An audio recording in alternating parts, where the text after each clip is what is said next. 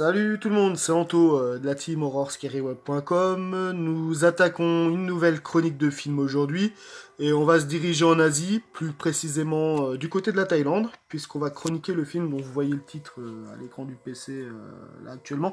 Ça s'appelle Ghost Game. Et Ghost Game, donc c'est un film qui a été réalisé en 2006. Je prononcerai pas le nom du réalisateur, je m'y aventurerai pas parce que c'est un nom à rallonge un peu compliqué. En plus, de toute façon, il n'a pas fait grand chose de plus par rapport à sa filmographie, donc je vais pas m'étendre dessus. Voilà, donc pour Ghost Game, donc par rapport au titre, je me doutais bien que ça allait être un film d'épouvante, lié certainement à un jeu de télé-réalité, un peu à l'instar du film Battle Royale. Donc là, effectivement, donc c'est bien le cas, c'est un film qui va jouer des codes de la télé-réalité.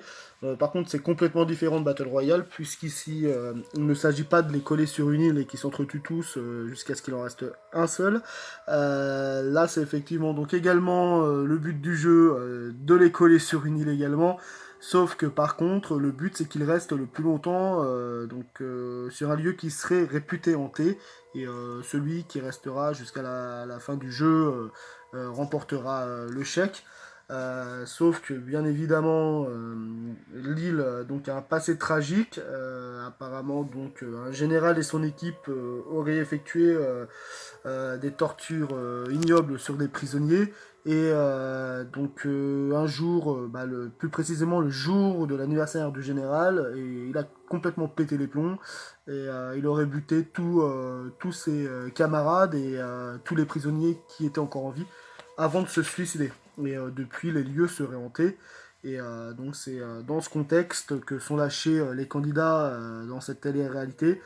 Bon, celui qui aura eu le moins peur et qui sera resté jusqu'au bout remportera donc 150, je sais plus, 150 millions d'euros ou quelque chose comme ça. Et dans ce jeu, donc chaque année, l'ancien vainqueur est d'office remis dedans afin de préserver son titre. Et un autre candidat est repêché par le public de la saison précédente, celui qui est un peu le chouchou entre guillemets de la saison passée, et il est remis également dans le jeu. Voilà donc à peu près pour le synopsis. Et donc bien entendu cette année, cette saison-là, elle est un peu spécifique parce que ça va être l'année de ils vont tourner le film pendant la date anniversaire du général qui s'était suicidé. Et donc, bien entendu, il va se passer des choses un petit peu spéciales et les lieux vont s'avérer effectivement être réellement hantés pour le plus grand malheur de nos candidats. Donc voilà pour ce fameux synopsis de Ghost Game. Alors, le gros point positif de ce film, c'est comme la plupart des films d'épouvante asiatique, c'est l'ambiance. Il y a une sacrée bonne ambiance dedans. C'est très glauque. Les lieux sont vraiment très bien choisis. Ça déstabilise. Ils ont vraiment fait un gros travail là-dessus. Et c'est vrai que les lieux, c'est vraiment bien choisi. Hein. C'est bien sale, c'est bien glauque. On sent que de toute façon, il y a des fantômes. Et en plus de ça, une fois qu'ils vont être apparents sur l'écran de la télé, les fantômes, en plus de ça, ils sont super bien réalisés. Les maquillages sont vraiment bien faits. Et on sent que le réalisateur, malgré son petit budget, a vraiment fait un travail exceptionnel là-dessus. Et c'est le gros point fort de ce Ghost Game. En plus d'une histoire assez sympa, c'est vrai que le passé tragique de l'île c'est plutôt bien développé. Oui, c'est vraiment pas mal. En plus, les acteurs également ont bien été choisis. Le casting est plutôt sympa. On s'accroche plutôt bien aux différents candidats. Et ils sont pas tous généralement dans les films asiatiques, ils ont tendance à tous se ressembler, même un peu physiquement. Là, c'est vrai qu'il y en a quand même qu'on a tendance à différencier, et on s'accroche à eux. Je pense d'ailleurs à la candidate qui s'appelle Dao, qui est plutôt sympa à suivre, et on s'accroche plutôt bien à elle. Il y a d'autres candidats aussi qui sont plutôt marrants. Et oui, le casting est plutôt frais, plutôt bien, et on s'éclate bien à leur côté. Après, le problème de Ghost Game, c'est surtout lié aux apparitions des spectres qui sont assez mal placés. on les sent venir, on sent quand est-ce qu'ils vont être présents. Alors c'est peut-être lié à la façon dont il a filmé ou la musique qui accompagne à chaque fois les moments où les séquences de terreur vont arriver. Du coup, ça fait un peu pchit parce que bon bah on s'y attend et il n'y a aucun ou quasiment pas de jumpscare pendant tout le film. C'est dommage parce que l'ambiance est vraiment vraiment top et au final on est un peu frustré parce que bah, les apparitions des spectres c'est pas très bien foutu, on les sent venir et du coup malgré qu'on soit un peu déstabilisé par l'ambiance finalement bah il y a très peu de frayeur parce que tout est convenu et tout est prévu quoi. On le sent venir à l'avance, c'est bien dommage. Et l'autre point négatif par rapport à Ghost Game, c'est qu'au final, bah, on ne comprend pas trop les règles du jeu. Oui, il faut qu'ils restent sur l'île le plus longtemps possible, mais ils nous font des espèces de jeux à chaque fois, un peu à la koh avec des machines de torture, tout ça. Mais au final, c'est pas assez creusé, donc on comprend pas trop réellement le but de ce jeu Ghost Game. Ça ressemble un peu aux escape games, là, les trucs à la mode en ce moment.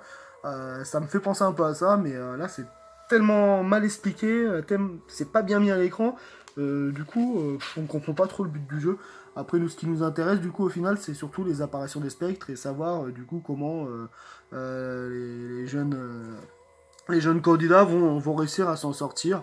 Mais c'est vrai que c'est un peu brouillon dans l'écriture du script et au final, on sait plus trop sur quel pied danser. Oui, alors ça, c'est quoi? C'est dans le jeu, c'est vraiment un spectre. C'est vrai que la réalisation, elle est sympa à désirer sur ce côté-là. On comprend pas tout au niveau du sens du jeu à proprement parler. Heureusement, par contre, au niveau de l'histoire des spectres, c'est beaucoup mieux développé.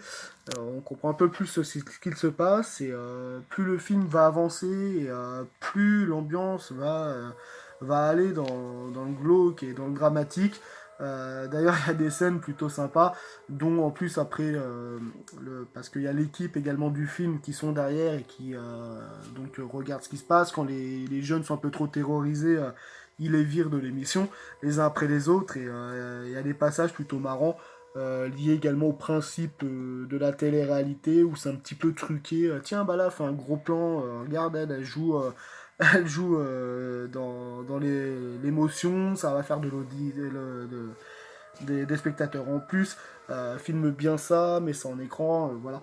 Donc, oui, il y a quelques points plutôt sympas sur le contexte de l'arrière au niveau de la télé-réalité. Ça m'a fait plutôt marrer.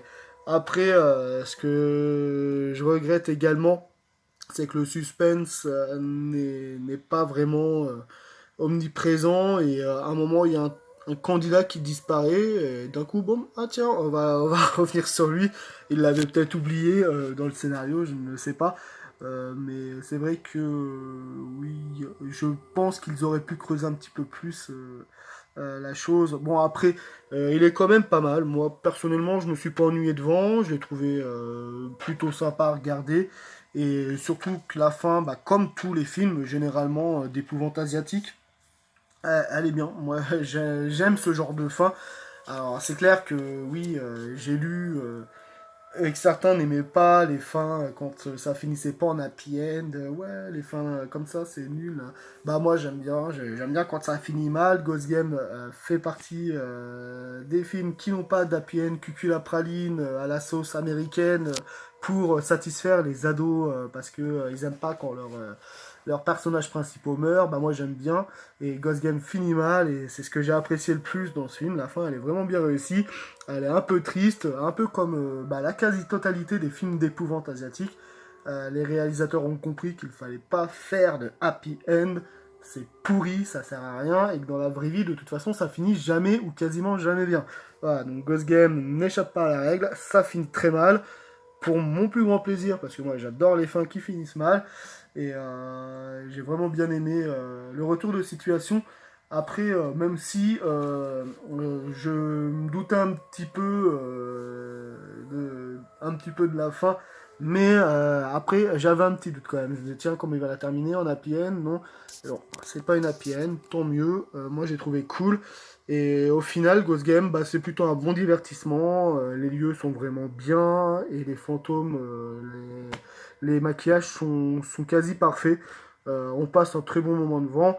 Je lui mets une bonne note de 3 sur 5 qui est amplement méritée. Après, c'est pas le meilleur film d'épouvante asiatique, mais pour un soir de semaine, si vous avez rien à regarder, honnêtement, il fait largement l'affaire. Bien entendu, faut aimer le cinéma asiatique, hein. Si vous aimez pas ce genre de cinéma, ne le regardez pas et penchez-vous sur vos blockbusters américains. Après, chacun ses goûts. Il y a certains, je ne renie pas les blockbusters américains, il y en a quand même quelques-uns qui sont sympas. Mais un bon film d'épouvante asiatique de temps en temps, ça fait plaisir. C'est pas le meilleur, mais ça se regarde très très bien, il est plutôt sympa. Et voilà, pour ce fameux Ghost Game. Je vous souhaite une bonne fin de journée et je vous dis à très vite. Salut.